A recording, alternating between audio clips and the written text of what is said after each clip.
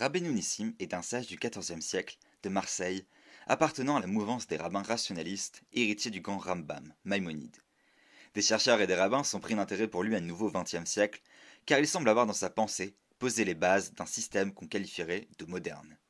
Avec parfois des positions radicales, c'est un personnage intéressant que je vous propose de découvrir chaque semaine à travers son commentaire sur la paracha. Je suis Émile Ackerman et vous écoutez Parshayeka, Maaseh Nissim. Dans la paracha noire, il n'y a pas une mais deux histoires intéressantes, le déluge et la tour de Babel. Dieu voit que l'humanité se vautre dans une forme de débauche et choisit Noé et sa famille pour renouveler la planète. Les animaux viennent à lui, montent dans la Teva, l'arche, et sont ainsi sauvés. Après cela, les hommes décident de littéralement briquer des briques pour construire une tour haute jusqu'au ciel. Dieu les disperse et mélange leurs langues. Voici ce que dit Rabbeinu Nissim sur l'histoire de Noé. L'histoire du déluge est étrange et merveilleuse, mais peut appartenir au domaine du possible. Et encore plus pour les sages qui pensaient que le déluge n'a pas eu lieu sur toute la terre, car ils disent qu'il n'y a pas eu lieu en terre d'Israël.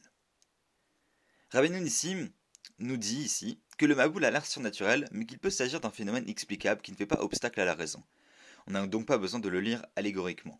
De plus, il amène un avis présent dans la Gemara et dans les Pirkei de Rabbi Eliezer, nous disant que le Maboul n'a pas eu lieu partout dans le monde, car Israël aurait été épargné. Est-ce là une première étape vers une certaine rationalisation du phénomène? C'est une manière de chercher à limiter la problématique du texte. Il enchaîne. Et lorsqu'il est écrit, des couples de deux sont venus vers Noé, c'est aussi possible que beaucoup plus soient venus pour renforcer la Teva et essayer de monter dedans pour être sauvés. Mais cette partie de l'histoire appartient à la catégorie des choses qui ont l'air d'être des miracles, mais qu'il ne faut pas lire littéralement, mais plutôt chercher à interpréter allégoriquement. La Teva pose en soi un problème rationnel.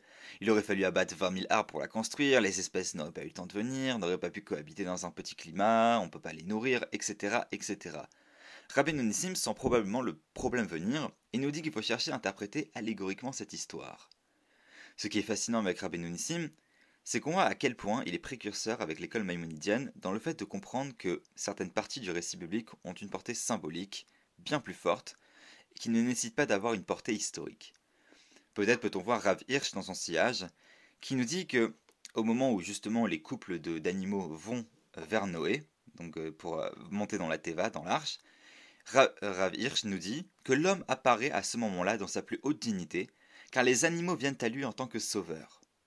Cela veut dire en fait que nous sommes responsables de la vie sur Terre. Nous ne pouvons pas nous extraire du monde physique, mais nous sommes littéralement dans le même bateau. Ça me parle beaucoup personnellement. Lorsque nous sommes confrontés à certains récits bibliques qui nous paraissent extraordinaires, impossibles à comprendre de manière littérale, on peut se sentir un peu désarmé. Comment réconcilier notre foi profonde dans la divinité du texte et en même temps notre esprit rationnel, nourri de la science du XXIe siècle? C'est peut-être étrange, mais la réponse vient finalement d'un rabbin du XIVe siècle. Le récit du déluge est particulier, dans le sens où les incohérences scientifiques sont légion.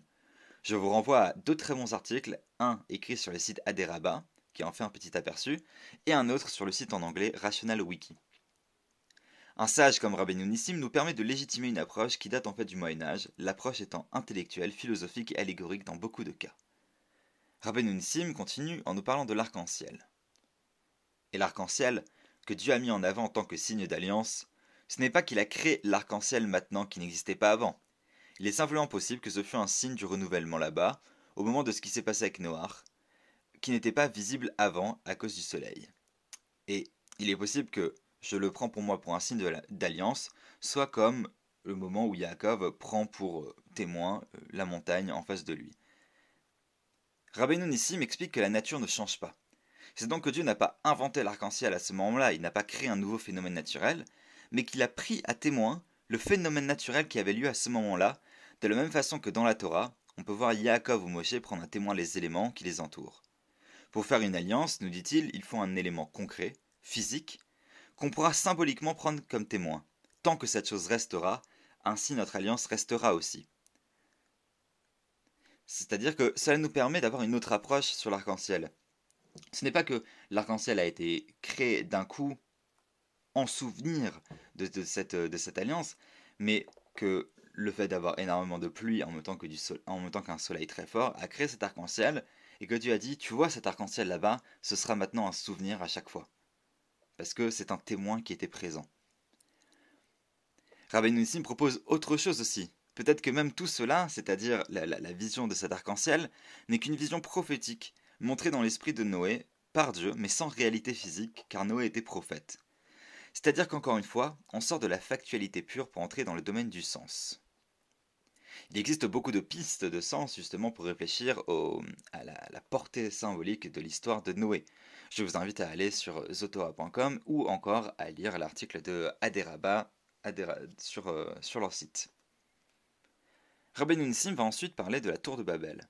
Déjà, il nous précise que lorsque ces constructeurs disent qu'ils veulent arriver jusqu'au ciel, c'est une hyperbole, une exagération encore une fois non littérale. Et ensuite, pour la punition, Dieu va mélanger les langues. Qu'est-ce que ça peut vouloir dire? Pour Rabbeinu Nissim, il est possible de penser qu'il n'y a pas eu là de miracle, juste que cette idée de mélange des langues n'a pas été forcée. Simplement, lorsqu'ils ont été répandus sur la surface de la terre et éloignés de plus en plus, leurs langues ont été changées. Et chaque peuple a choisi une langue, l'a écrit d'une certaine manière. Et ce, car c'est un décret de la sagesse divine de les disperser dans tous les climats pour habiter les terres habitables. Et ce fut lorsque l'homme devint grand sur toute la terre et qu'un endroit leur devenait inhabitable, que vint la nécessité qu'ils se déploient sur toute la terre, les uns à droite et les autres à gauche. Et en s'éloignant les uns des autres, ils ont inventé des langues. La diversité des langues est vue aussi comme une conséquence logique et nécessaire à la progression du genre humain. C'est en fait toute une relecture de l'histoire de la tour de Babel que cela nous oblige à opérer. Si c'est nécessaire, en quoi est-ce une punition? Peut-être était-ce une punition pour eux, parce qu'ils n'avaient justement pas compris quel était le rôle du genre humain, se répandre sur la terre et la dominer, comme nous l'avons lu la semaine dernière. Le rôle de l'humanité n'est pas de chercher à se développer dans une relation purement verticale, de bas en haut ou de haut en bas, mais horizontale. Il existe un commandement d'habiter la terre au sens fort, de s'investir d'une manière active dans le monde matériel, et pas de rechercher uniquement le spirituel au détriment de l'autre. La leçon ici est que justement, la nature doit suivre son cours naturel. Les hommes se répandent sur Terre et inventent de nouvelles langues, de nouvelles façons de s'exprimer. Et c'est lutter contre ça qui est contre nature. Ainsi, Rabbeinu Nissim parvint une fois de plus à nous surprendre. Il rejette une lecture superficielle du texte pour nous enjoindre à l'interpréter allégoriquement. Et vous, que vous évoque l'histoire du déluge et de la tour de Babel? Shabbat Shalom et Good Shabbos.